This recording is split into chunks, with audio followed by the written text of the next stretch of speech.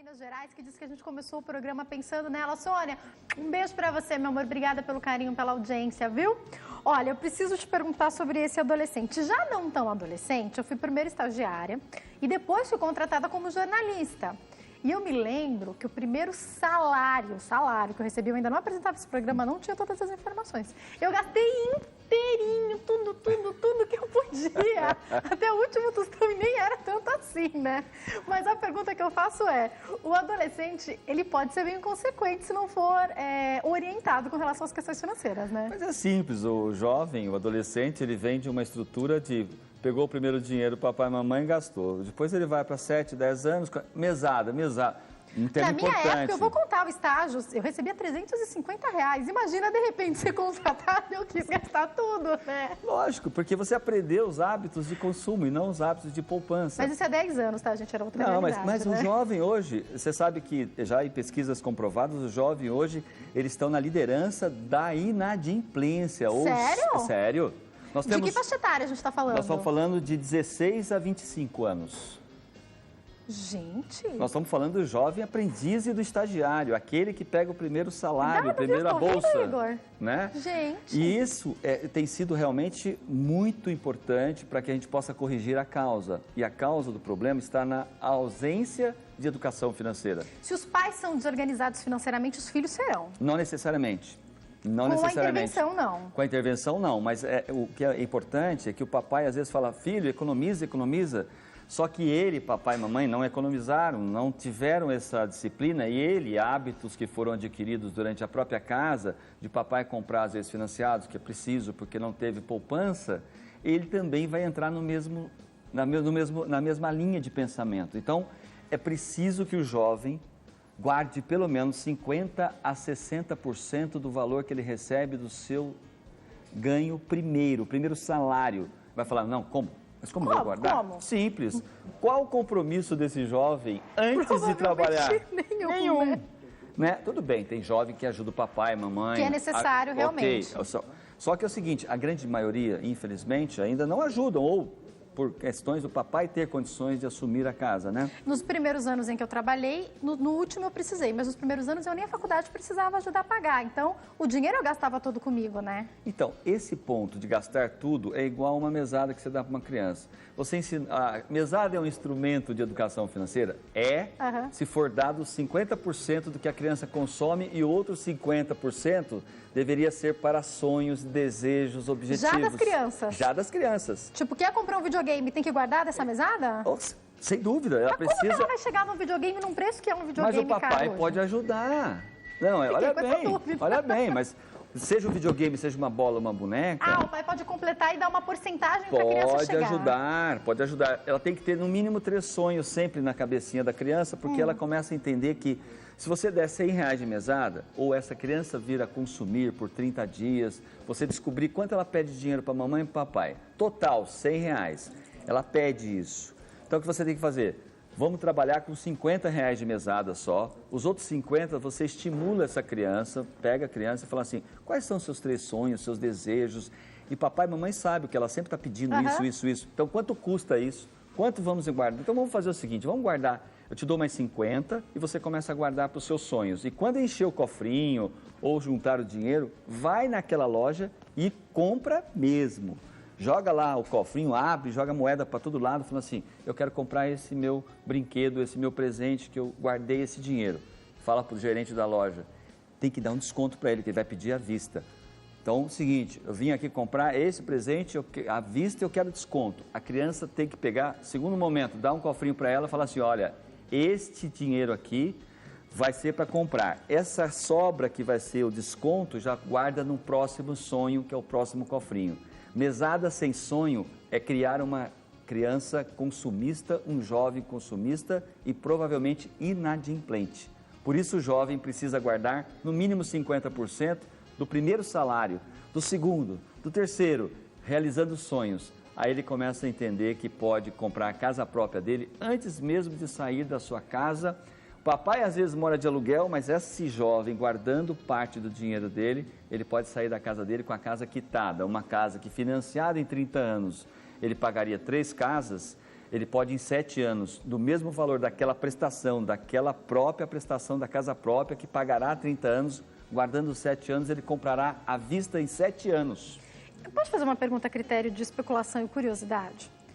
Quando a gente vê a crise que aconteceu nos Estados Unidos por conta das dívidas de pessoas que não tinham a casa totalmente paga ou iam refinanciando a casa, fazendo a hipoteca e tudo mais, eu preciso te perguntar, os jovens lá, se a gente pensa que eles são tão evoluídos assim, tiveram toda essa base que você tem dito hoje? Porque eu tenho visto crianças salvas no futuro financeiro, se a gente conseguir aprender tudo isso que você está falando. Crianças salvas e realizando desejos, sonhos, objetivos.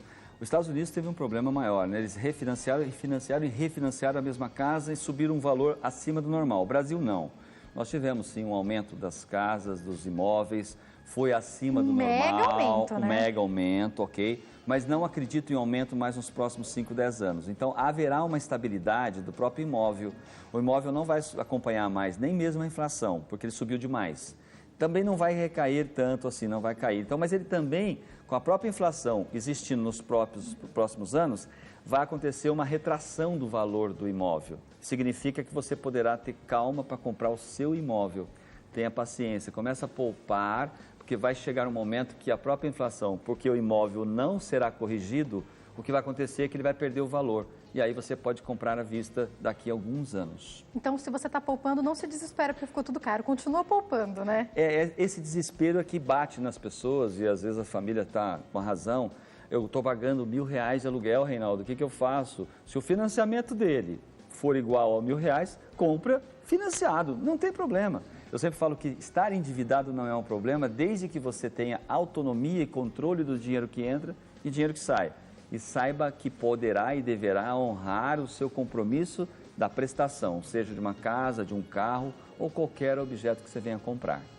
Então, se for de repente, você tem que pensar em qual é a dívida que você está fazendo. Vale a pena parcelar uma bolsa em 15 vezes só para ter aquela bolsa de 2, 3, 4 mil reais? É tudo que você tem que pesar. Agora, uma casa, se você está pagando um aluguel de R$1.000 e a prestação de um apartamento ou de uma casa fica R$1.000 também, aí você está trocando uma dívida de algo que não vai ficar seu por uma dívida de algo que vai ser seu. Só que, para isso, você tem que ter poupado uma entrada, né? Isso, a entrada ou até mesmo o total. De preferência que você tenha uma entrada para você diminuir o valor da prestação, que deverá caber dentro do orçamento. Uma coisa importante para as pessoas que estão em casa, você que é família, é importante que você comece a ter um hábito diferente do poupar e, acima de tudo, do orçamento financeiro, familiar, né?